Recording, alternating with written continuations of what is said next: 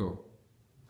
Good afternoon guys, this is Oscar. I'm going to do a very quick unboxing of the new Farpoint game for the PlayStation VR. This comes with an AIM controller, okay? This is an all-in-one encompassing purchasable package. You need the VR and the camera to operate it, but you don't need the AIM to actually play the game. You can actually do it on a normal PlayStation pad, but I recommend getting this because I think that it's been developed for the game specifically, and of course going forward there will be other titles that are released on it. I'm recording this from my office, and I actually normally with unboxings open it first and go in through everything first, but we haven't got time. It's literally arrived today, so yeah, let's jump straight in. And it is quite big.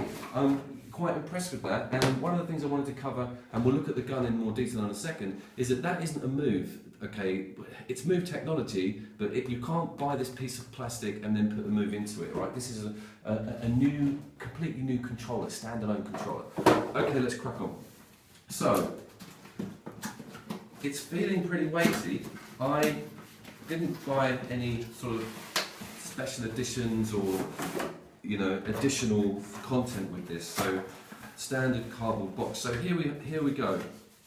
This is the gun itself, and then nestled underneath we have the game, I'm assuming. I don't see any instruction manuals in here. I don't see any other additional content. Just saying that is a lovely little instruction manual. That's quite thick. Doesn't look like it's got any pictures in it. Here's the game itself, okay? So this, just to cover that again, Farpoint is made from the ground up for the PlayStation VR. It's quite anticipated. And I have had the opportunity to play this game at Comic-Con Dubai, and I loved the idea of it. It's very immersive, it's good to play it standing up. There's quite a lot of physical movement involved in the game, ducking for cover, etc. Whoa, this is a lot heavier than the one I actually used. Now the one I used didn't have a rumble pack in it, and now I'm going to be doing a review on this game tonight and a review on the hardware tonight. It will come out a bit later. But let's just check out what we've got going here. So at the back is the controller for one of your thumbs. Okay, now this is a really clever idea. We've got the actual X buttons and circle buttons, triangle, everything in the same spot that you would have on the keypad. That's really cool. There looks to be a slight micro switch here on the top, and you've got your PlayStation button, which is similar to the button in the middle of the pad. Now this is the interesting bit here. If you can see in, we've got a full directional button and another analog stick, okay?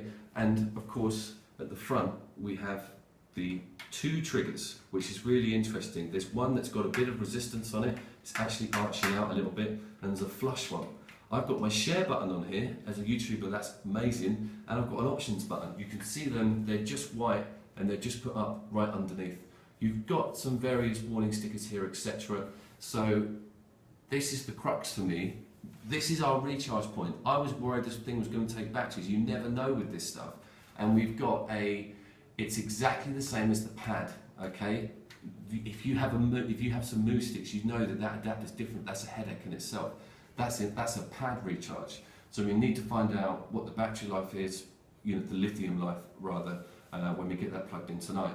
We've got R1 and R2s next to the trigger, so the holding stance is going to be like this. My thumb can operate this analog stick here, and my thumb can also operate this back analog stick. So what we're going to have is, we're going to have strafe movement just like any other FPS, but we're going to have an internal movement of the weapon itself. So that's going to allow body movement with the headset on, but of course you're going to maintain that Call of Duty style, you know, first-person shooter stuff that we're all familiar with. That's the selling point of this game, is that it should be able to compete with the other big first-person shooters on the market. That will become present tonight. It's doing okay on Metacritic at the moment. It's at 70.